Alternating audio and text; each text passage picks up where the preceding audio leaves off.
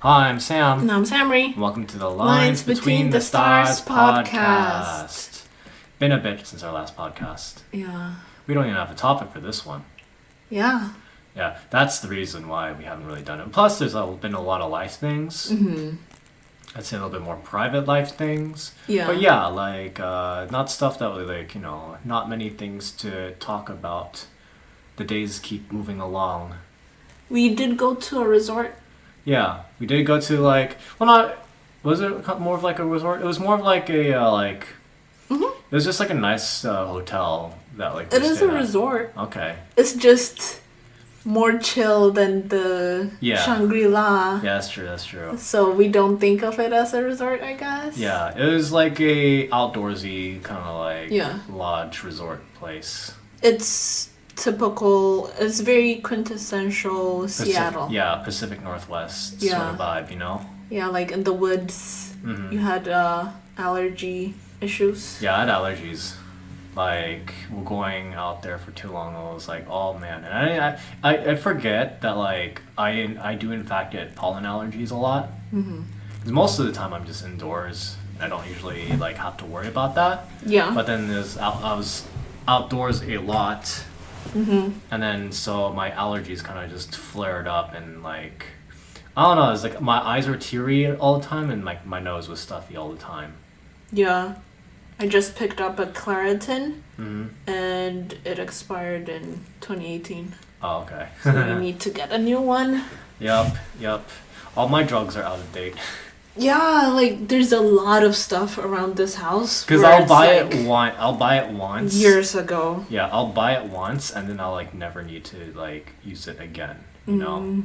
That's usually what happens. I'll have medicine on hand, but then I just never Yeah. update it because I usually don't need it. It is a good thing. It's a good Yeah. sign, right? Mm-hmm. You don't need medicine. Yeah.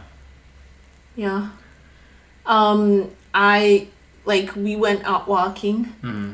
and I was telling Sam how, without him, I wouldn't eat. Yeah. Basically. I would just make oatmeal. That's true, yeah. I remember when we first started dating and I went to your place. Yeah. And I was like, oh, what do you have? And I can even with the very sparse kitchen, I'm usually able to if you have the staples like eggs or something like that, I'm good with just frying up an egg or something like that. Yeah. No, you didn't have anything. You Yeah. actually didn't have anything for me to use or anything like that. Yeah, I think it's because... So my mom doesn't know how to cook. Yeah. So I didn't learn how to cook. Mm-hmm. So all I would do is make oatmeal. Yeah. Of all kinds, I guess.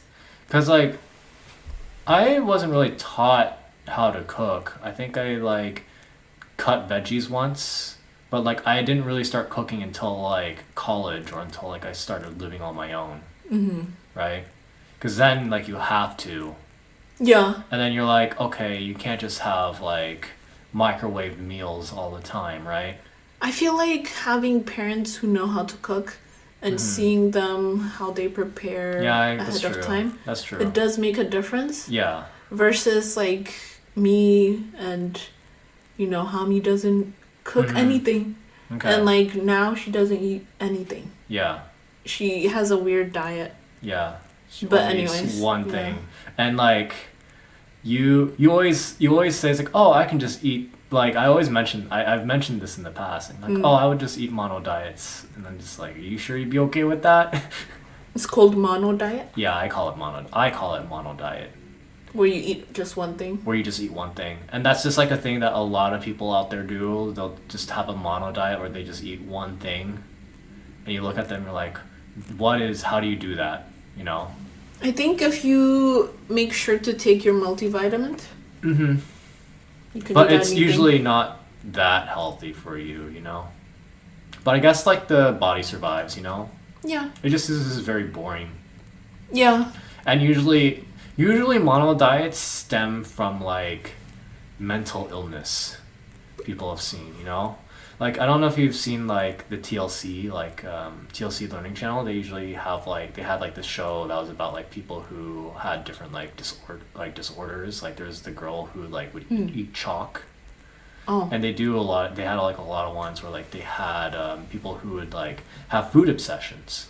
Like there's like a lady who would only eat like cheese and potatoes. That's it. Okay. Like cheese and potatoes, that's it. And like she would get like anxiety panic attacks if like a different food was put in front of her. Oh. You know? And some different stuff like that, and like everyone had like a different thing, you know, like a different thing, and you know the show would kind of try to help them like branch out or like deal with it. Usually didn't work out. Oh. It usually didn't work out, but like, you know, it was interesting. Did they get therapy, or they just like did It was like a quick thing. Like they take them to a doctor. Doesn't work. They take them to a doctor. The doctor tells them, it's like, okay, look, this will happen if you continue doing this diet, something like that. Like some people have weird stuff. Like a guy could only eat meat raw.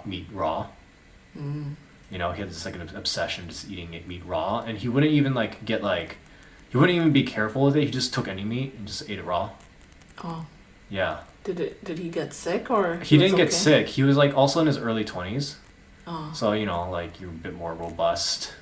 You're a bit more robust when you're in that area. You have superhuman health. Yeah, like you could like people, you know, there's always the stories of when you're in your early 20s, you drink an absorbent amount of alcohol and then bounce back the next day. Yeah. You know, so it's kind of like that, you know? Oh, okay. Yeah. So it's that makes sense, you know, because after like it's all about like the environment you grow up in.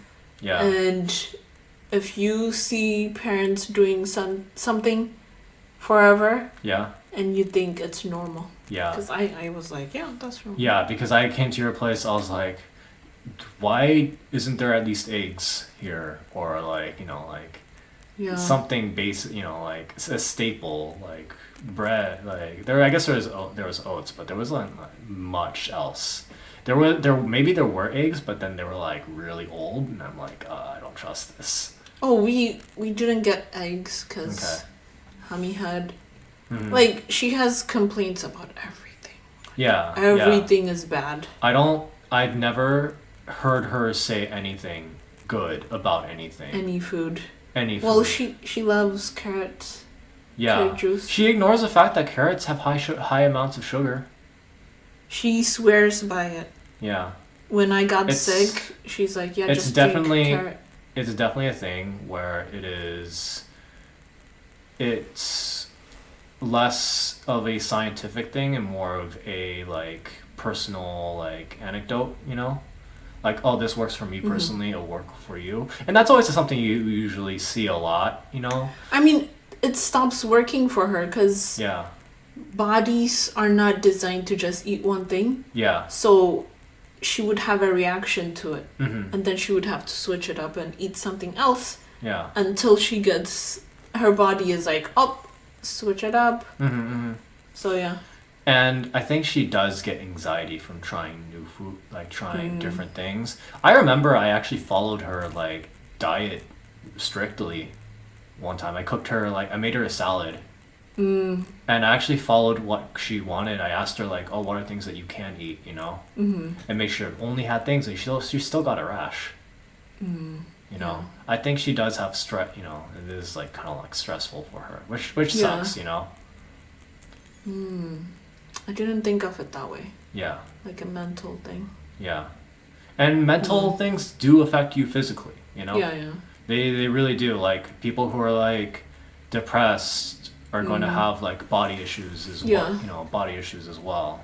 Anxiety, stress can show up in different ways. Yeah, like, I know, like, a lot of, like... I mean, it's all built up. Like, physical things can cause mental things can cause physical things. It's like a circle. Yeah. Right? Yeah, it has to be in balance. Yeah, yeah.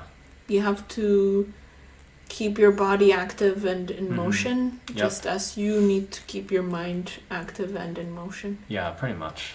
Like, expose yourself to different concepts. And also you were mentioning how... So, like, the resort we went to is Salish. Yeah. Salish Resort and Spa. Yeah. We should have booked the spa beforehand. Yeah, we should have. Yeah, apparently, like, they were booked. Yeah, for like a month. Yeah. You know? I feel like they're even more popular than Shangri-La. Yeah, I think so. Yeah, because at least they had a few spots for us. Yeah, I remember Shangri-La. I mean, granted, it was like we got lucky, I think. Apparently. Oh. But yeah, we had like a spot in Shangri-La. That's true. Yeah. And yeah. Anyways, so I think there was also more restrictions too. At that time. They can't. Okay. There were more restrictions at the time too. Like now, things have opened up. At least in like Washington, where we live. Mm-hmm. You know, things have opened up. But like back when we went to Canada, it was not as opened up. Yeah. Like everyone checked COVID,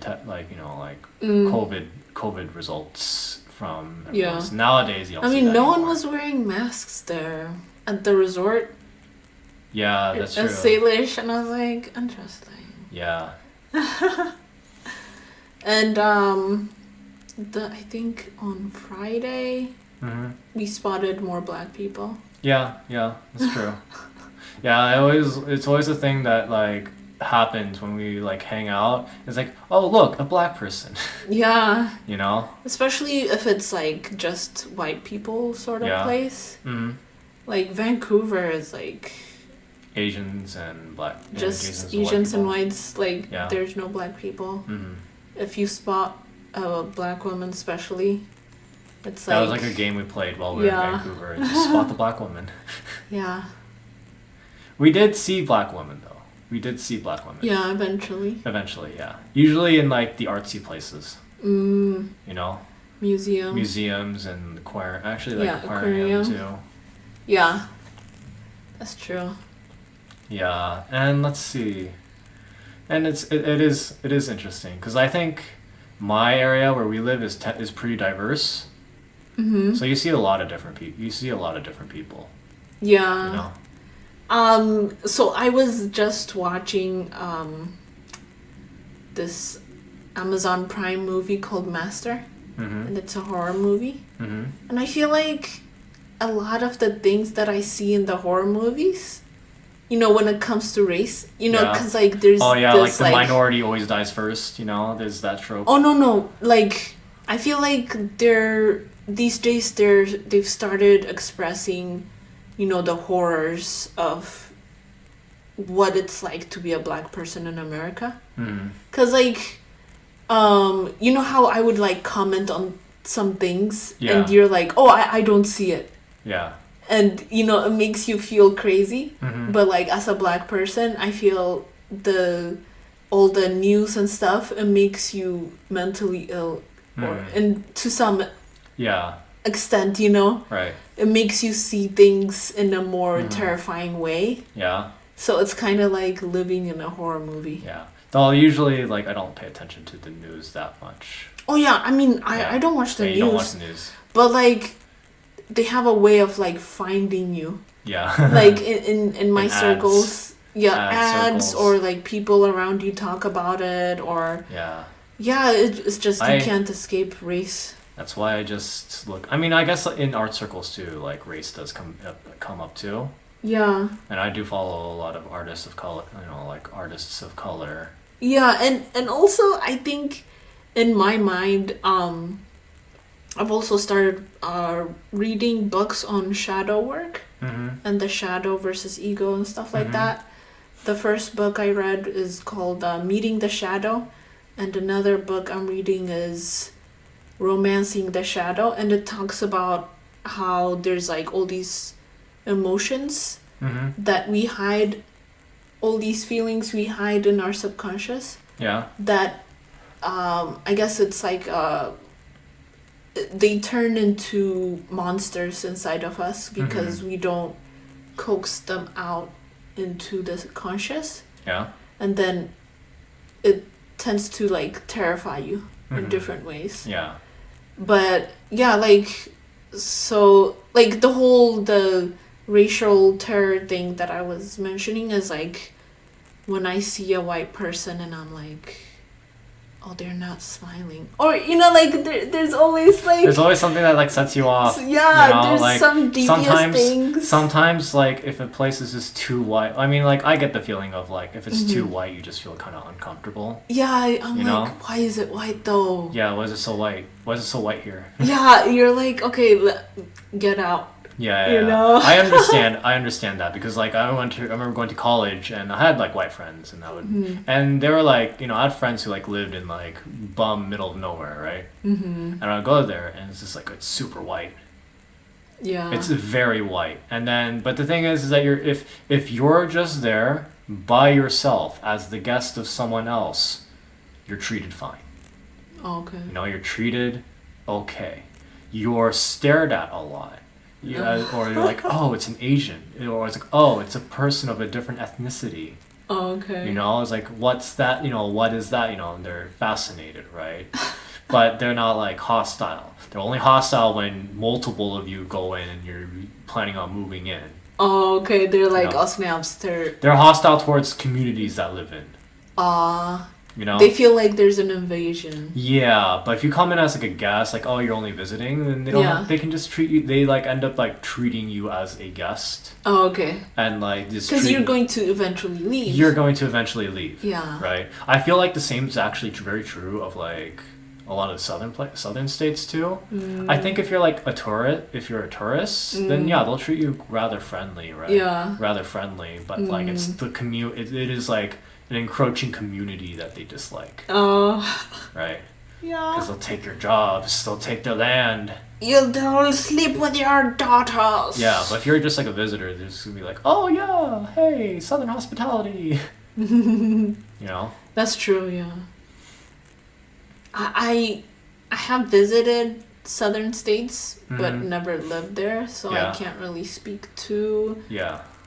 I think living in a place versus like visiting it is like can be very different things. Yeah. You know.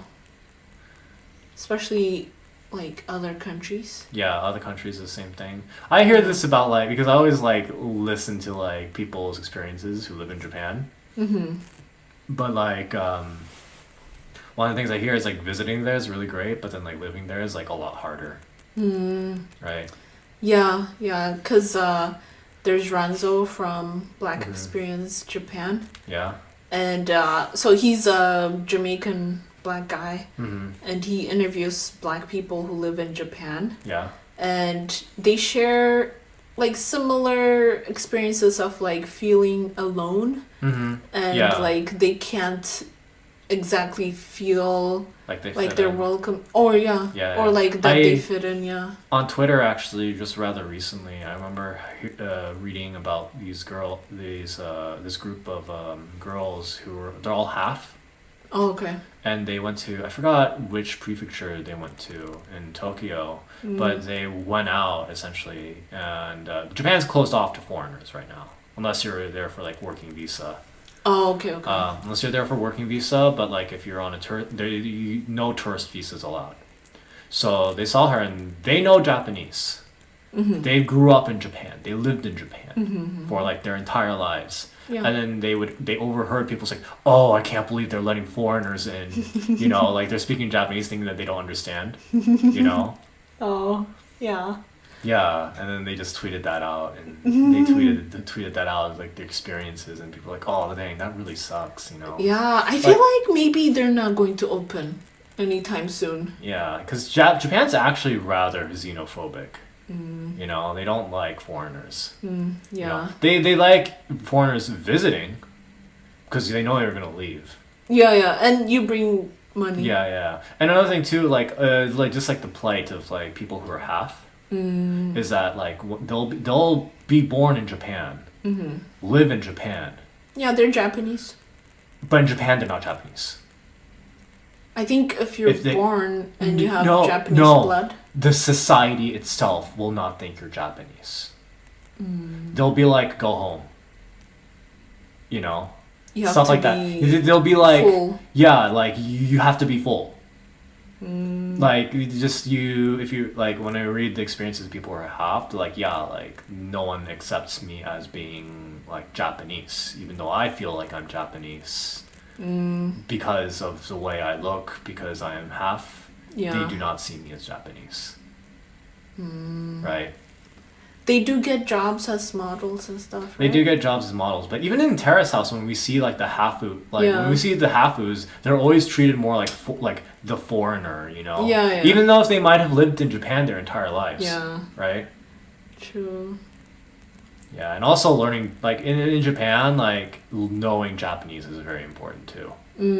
Right? If you don't know Japanese, then, like, yeah, it's going to be harder to even fit in a society that's already, like, pushing away foreigners, you know? Yeah.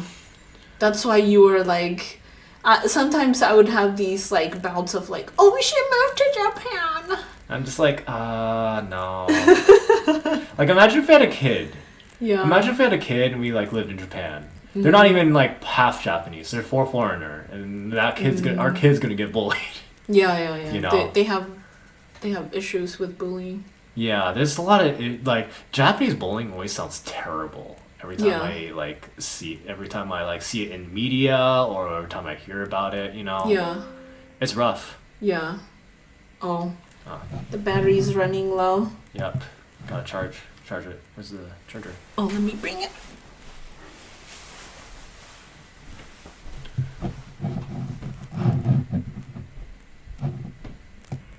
And we're back. Okay. There we go. We were like, how do we start recording again? I paused it.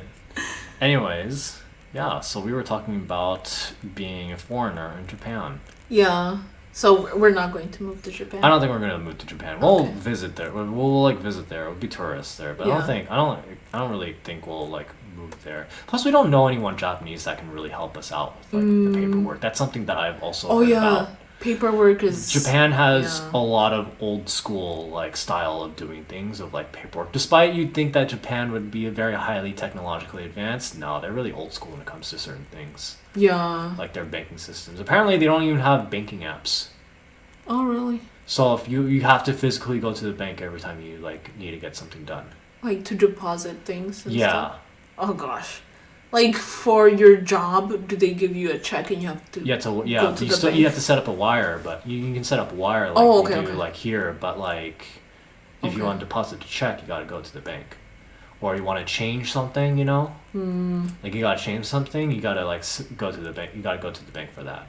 And if you're a foreigner, they have to also get a translator for you, which like apparently sometimes that's not even like they might not be able to make it for the appointment sometimes. Yeah, and another thing to consider is when you live in a country where you don't know how, like you don't speak the language or they're xenophobic, then if you get sick, it's horrible. Yep. That's what I've heard on YouTube. It's like, you can't exactly like express yourself. Yeah, because there's like words in Japanese that are just hard, you know. Yeah, and also like from being sick, I can say like even when you speak English, I'm like being able to express like how much pain you're in is like very hard. Exactly. I'm like, oh yeah, I feel this, and they're like, oh. Yeah, and imagine putting in a layer of like another language on top of that. Yeah. That's hard. Yeah, definitely. Yeah. And then also like, you know, there's also the fact that like there are some places that don't even let foreigners like rent a lease there if you have enough money, right? Yeah. Like they'll be like, no foreigners. Yeah, they make it hard for you to move in. Yeah, and they'll like have the most dumbest excuses. Yeah. Oh, you won't know how to sort your combustible trash with your recyclables. Yeah. You know, it's like, oh, come on. They don't want to say outright, I guess. Yeah. And it's kind of one of those things where like, you have to speak English or speak Japanese. Or at least know someone to speak Japanese and is willing to help you out with the paperwork. Yeah. Right? Or go with you everywhere. And go with you everywhere, you know? Yeah. I guess it's not worth it unless you're like super passionate about Japan. Yeah, unless you're super passionate about it and you know the language, like you've been learning the language. Yeah. Right? Yeah, there is a black woman who moved there with her white husband. But she like knows how to speak Japanese. Like here's the thing. She took the exam. Yeah, you learn how to speak Japanese. You take all those like exams, and you like go, and then you're like, oh, you make friends with people who are Japanese. You can talk to them. Yeah, it's a great place.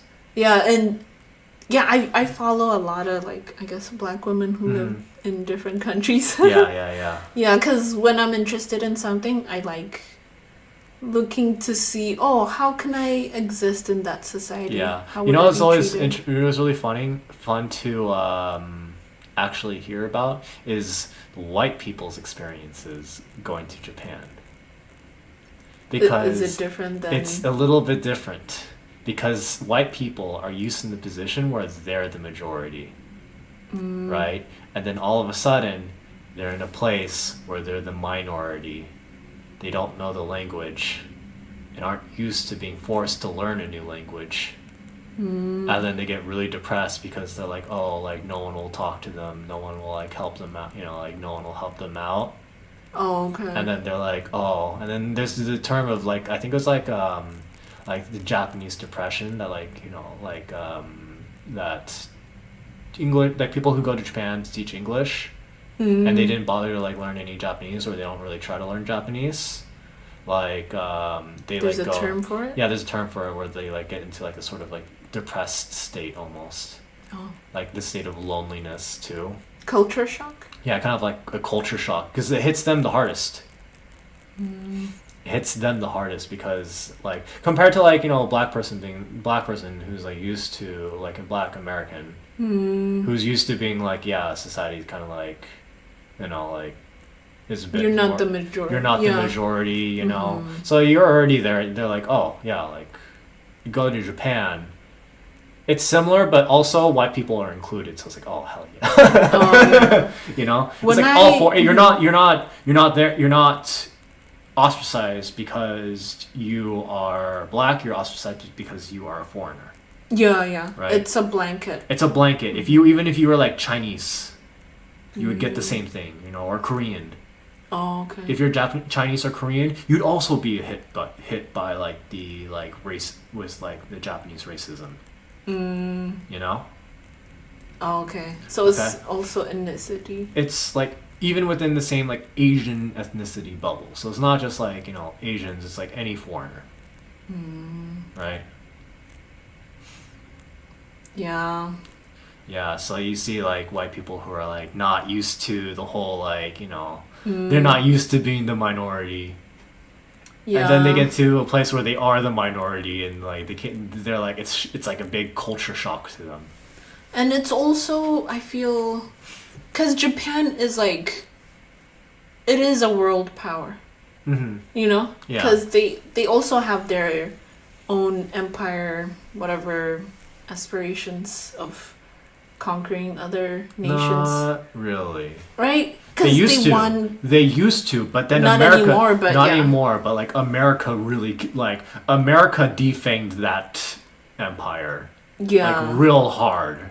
Yeah, because if history didn't, if we were not in this timeline, a different timeline, they would be. Oh yeah. Because like Japan, Japan like try to like take over all of China and like that complete area. That's why you see so much Chinese and Korean media that depicting Japan as villains. So Japan is like the Russia of Chinese and Korean media. Yeah. Like how they depict Russians. Much. Yeah. They're always that's like the thing you see, like whenever I see like a Korean comic book or a story, every time you see the Japanese characters, like those guys are the villains. Just like, oh, his name is like, like some Japanese name, and like that guy's the villain. That guy's a villain. And usually, yes, that guy is the villain. So it's not very interesting, I guess, when you know who the villain is. I mean, it's like the same thing in America where, like, we'll put the Russian as the villain, or the British guy. It's like, it's a trope. Yeah. Yeah. Yeah, we still watch them. And, we still end up watching them. But like it's just kind of like, okay, yeah, America has the same thing, too, where it was like, oh, foreigner, villain character, Thanks for listening, guys. Yeah, thank you for listening. I'll see you again later. Bye. Oh yeah, please like and subscribe and hit that bell notification for YouTube stuff. And yeah, see you later.